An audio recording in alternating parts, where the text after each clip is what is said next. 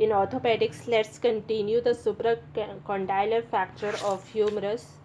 So इसमें हम इसके कॉम्प्लिकेशंस देख रहे थे. 3 टाइप्स में इसको डिवाइड किया गया है, that is immediate, early and let. Immediate वाले जो है वो फ्रैक्चर टाइम पे ही हो जाते हैं. देन अर्ली वाले विद इन 2 to 3 days हो जाते हैं, एंड लेट वाले weeks two months after the fracture होते हैं. देन फर्स्ट इमीडिएट कॉम्प्लिकेशंस में क्या होता है? फर्स्ट इंजरी हो सकती है ब्रैकियल आर्टरी को. तो ये फिगर 14.10 है. तो इसमें वस्कुलर इंजरी है सुप्राकोंडाइलर फ्रैक्चर में, ये शो की गई है. तो यहाँ पे स्पाइक ऑफ प्रॉक्सिमल फ्रैगमेंट आ गया है, उसकी वजह से वस्कुलर इंजरी हुई है सुप्राकोंडाइलर फ्रैक्चर में. तो ब्रैकियल आर्टरी जो है वो इंजर हो जाती है प्रॉक्सिमल फ्रैगमेंट के शार्प एज के कारण. अब ये ब्रैकियल आर्टरी के ऑक्लूजन के कारण अलग अलग कॉन्सिक्वेंसेस आ सकते हैं अलग अलग केस में. ज़्यादातर क्या होता है कि इनफ ब्लड कोलेट्रल से चला जाता है अराउंड द एल्बो और हैंड को अलाइव रखता है.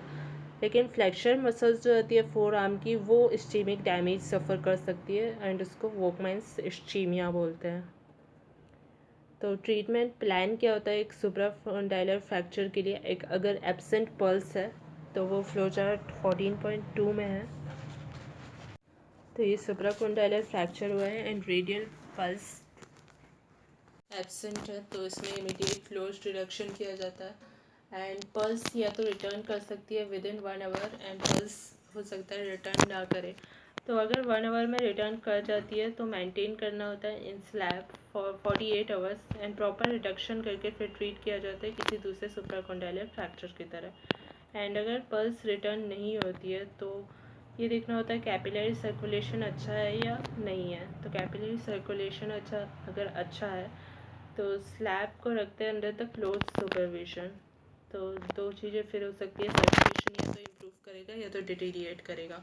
तो अगर इम्प्रूव करता है तो कैरी ऑन करता है as in a, that is maintain करते हैं स्लैब को 48 hours and proper reduction and treat करते हैं as an other supracondylar fracture. And अगर सर्कुलेशन डिटीरिएट करता है तो फिर बी की तरह करते हैं कंटिन्यू, दैट इज़ एक्सप्लोर करते हैं वेसल को एंड इंटरनली फिक्स करते हैं फ्रैक्चर को.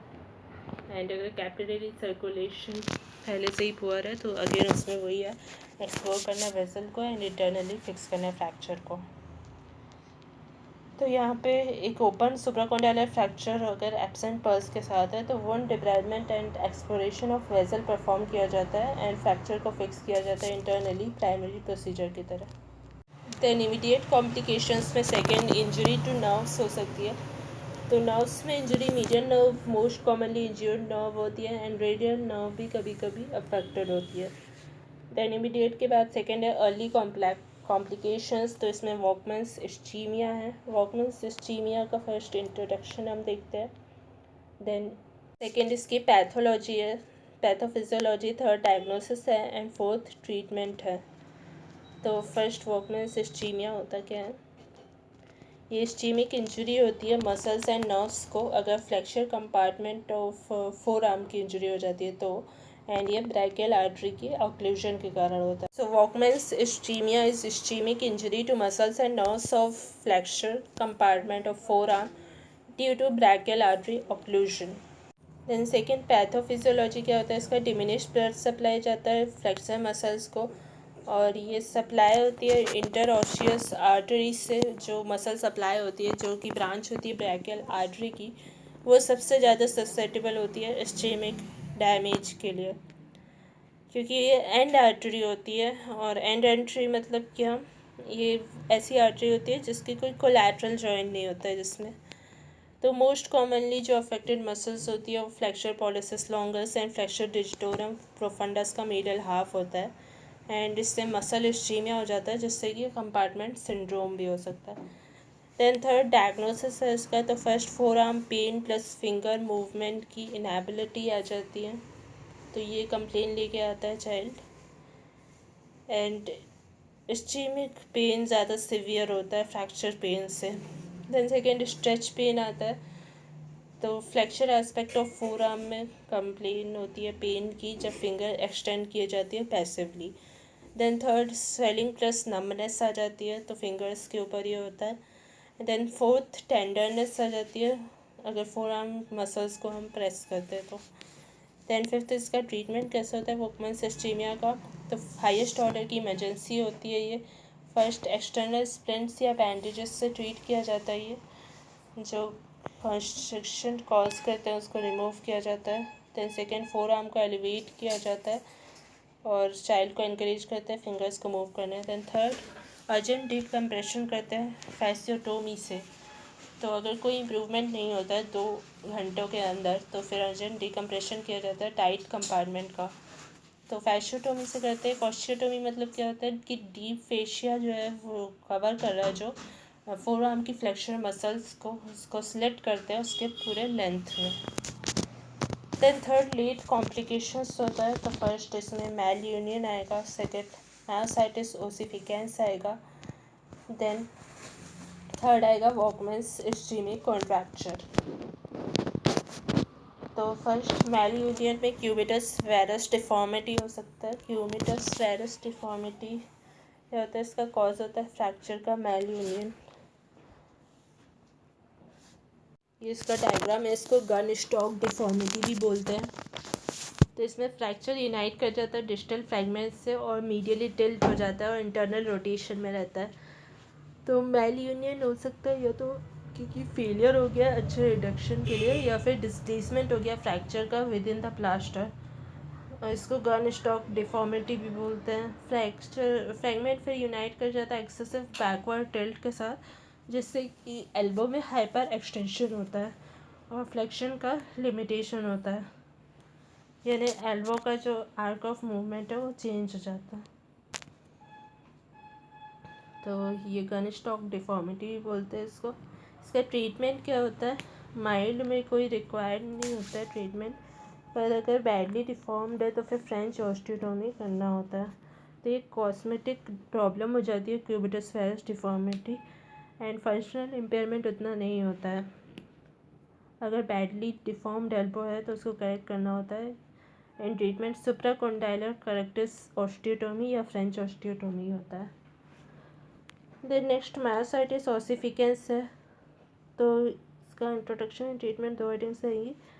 फर्स्ट इंट्रोडक्शन क्या होता है, ये एक्टोपिक न्यू बोन फॉर्मेशन होता है एल्बो जॉइंट के अराउंड, जैसे कि स्टिफनेस आ जाती है। एंड अगर इंजरी के बाद मसाज करते तो ये इसका एक फैक्टर होता है जो उसके लिए रिस्पॉन्सिबल होता है। इसका ट्रीटमेंट होता है कि elbow slab above elbow slab रखा जाता है फॉर 3 वीक्स, एंड उसके बाद फिर जेंटल एल्बो मोबिलाइजेशन स्टार्ट किया जाता है। दैन थर्ड है वॉकमैन्स इस्चेमिक कॉन्ट्रैक्चर। तो इसका फिगर 14.12 में है। तो ये वाला वॉकमैन सिस्टमिक कॉन्ट्रैक्चर शो कर रहा है एंड बी वाला वॉकमैन साइन। तो ये सीक्वल होता है वॉकमैन सिस्टीमिया का। तो इस्चेमिक मसल्स जो है वो ग्रेजुअली रिप्लेस हो जाती है फाइब्रस टिश्यू से, जो कॉन्ट्रैक्ट करती है एंड ड्रॉ करती है रिस्ट एंड फिंगर्स को फ्लेक्शन में। तो अगर पेरिफेरल नर्व्स भी अफेक्टेड है तो सेंसरी लॉस और मोटर पैरालिसिस भी होता है फोर आर्म एंड हैंड में। क्लिनिकल फीचर्स क्या होते हैं, फोर आर्म की मार्क्ड एट्रोफी हो जाती है, इसमें फ्लेक्शन डिफॉर्मिटी हो जाती है रिस्ट की एंड फिंगर्स की। तो वर्कमैन साइन मिलता है इसमें। वर्कमैन साइन में क्या होता है कि फिंगर्स को पूरी तरह से एक्सटेंड करना तभी पॉसिबल होता है जब इंटरफेरेंजियल जॉइंट्स पे एक्सटेंड करना तभी पॉसिबल होता है जब रिस्ट फ्लैक्स होती है तो। और अगर रिस्ट को एक्सटेंड करते हैं तो फिंगर्स फ्लैक्स हो जाती है इंटरफेरेंजियल जॉइंट्स पे। ऐसा इसलिए होता है क्योंकि रिस्ट एक्सटेंड जब होती है तो short and flexion muscle tender unit जो है स्ट्रेच हो जाता है रिस्ट के फ्रंट में, जिससे कि फिंगर्स का फ्लेक्शन हो जाता है। देन ट्रीटमेंट क्या होता है इसका, माइल्ड डिफॉर्मिटीज़ करेक्ट की जा सकती है passive stretching of contracted fingers से। तो यहाँ पे ये फोर आर्म एट्रोफी हो जाती है, क्लिनिकल फीचर्स में ये हमने देखा, फिंगर फ्रैक्शन हो जाता है। ट्रीटमेंट जो है माइल्ड, मॉडरेट एंड सीवियर का अलग अलग होता है। माइल्ड डिफॉर्मिटी में बकल या फिर वॉकमैन स्प्लिंट यूज़ करता है। तो माइल्ड डिफॉर्मिटी वही कॉन्ट्रैक्टेड मसल्स की पैसिव स्ट्रेचिंग कर दिया उसके हेल्प से। देन मॉडरेट में मैक्स पेज ऑपरेशन करते हैं।